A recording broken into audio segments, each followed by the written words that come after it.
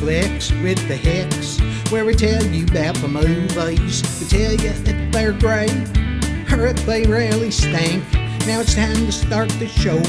Yeah, now it's time to go. Guess what? It's Flix with the Hicks. Welcome to another episode of Flix with the Hicks. I'm Greg. This is my lovely wife, Janet. Each week on Flix with the Hicks, we review 2 films that we recently viewed that are available on DVD. We always choose the best movie and the worst movie to review.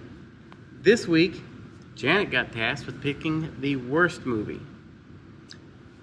Would you like to disclose your movie? Yeah, the movie's called Max. It's a true story. Came out in 2015. About a service dog in the Marines. Okay. The story itself is good. The acting wasn't, and it was budgeted at 20 million. It made 44 million, and that kind of thing. The story I like. It's a true story. U.S. Marine Kyle Winscott was in Afghanistan with his service dog. There's some questionable things that happened there, and anyway, when he was killed in the line of duty, the dog had some issues. The little brother took the dog. Didn't he want nothing to do with the dog, right? Anyway, the family had issues with the dog being acclimated with real people, and the dog had, emotional problems, that type of thing. PTSD. But, yeah. And anyway, Dustin, the little brother, figured there's something more to the story of his brother's death and all that. And there's another buddy of his that was involved in all this and all that. The acting wasn't there, okay? The story, true story, was a good story. It could have been shot better. The dog was the best actor, I think. But sad that we lost a man in that manner, and sad that the dog went through so much too. But the acting wasn't there. I just didn't like it very much. The little kid Justin, okay. The guy that did Kyle, okay.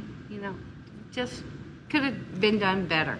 So I wasn't impressed. So with my rating, I'd probably give it a 40, maybe. Okay.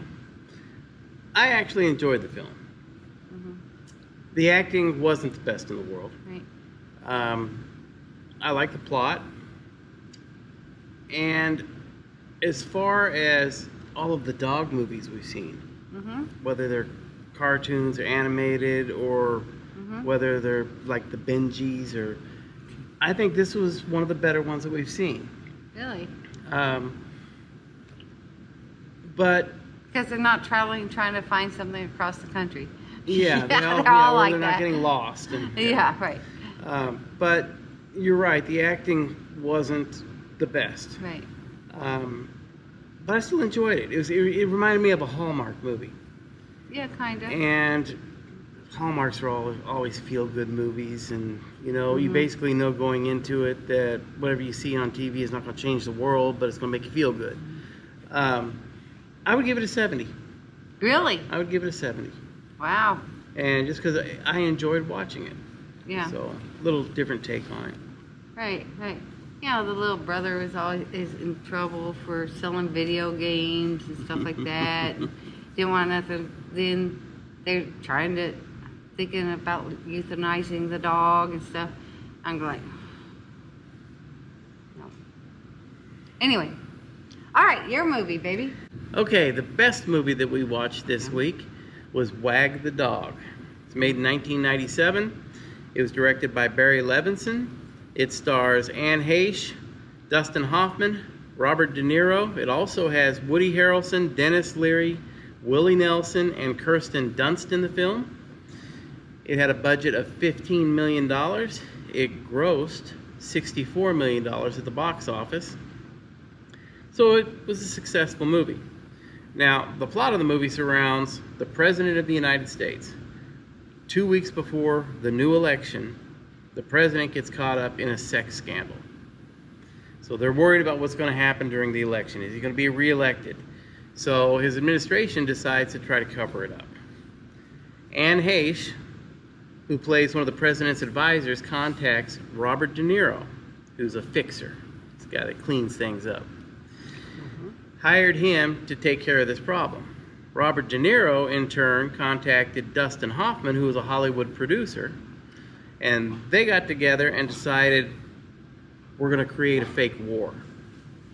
And they used Hollywood studios and stuff to film scenes of death and destruction and girls running for their lives with babies in their hands. That's Kirsten Dunst running with the baby. Yeah, and the media took over from there, and they would run the war on the news rather than the sex scandal of the president. So they were trying to cover that up. Distractions. Now, a few little interesting facts about this movie. This movie came out a month before the Clinton-Lewinsky scandal happened. So the media at that time was kind of linking the movie to what was really going on with the Clintons. Yep. And in fact, we did end up bombing Iraq and everything during that time also. So it was almost like they foretold in the movie that was what was going to happen in real life. And so some people call those false flag events, things like that. But overall, the movie was very well acted. It's listed as a satirical dark comedy. Yep.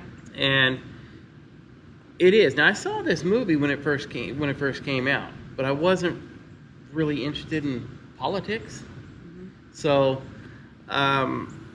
this movie this time, I caught a lot more things inside of it that I found to be very interesting. But it's a very good film, very well acted, well made. Yeah.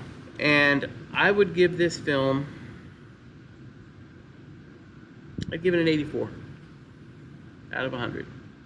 Really, that good? Mm-hmm. I liked the movie too. I did. And it shows you what they can do with the media to distract you from the current events. That's true. Anyway, I'll give it like probably 85. I liked it. Kept your attention and made you realize, like, does this stuff really happen? Yes. They show that you can put people in front of a green screen and make anything look like it's real. You know, so that's eye-opening.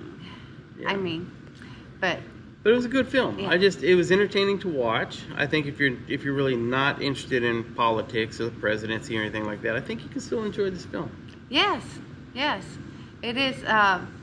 How they had to go in different directions because of different current events and stuff. And, And Woody Harrelson is hilarious in this in a few places.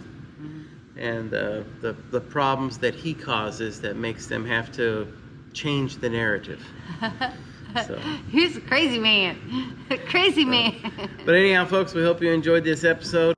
And until next time, go see a good movie.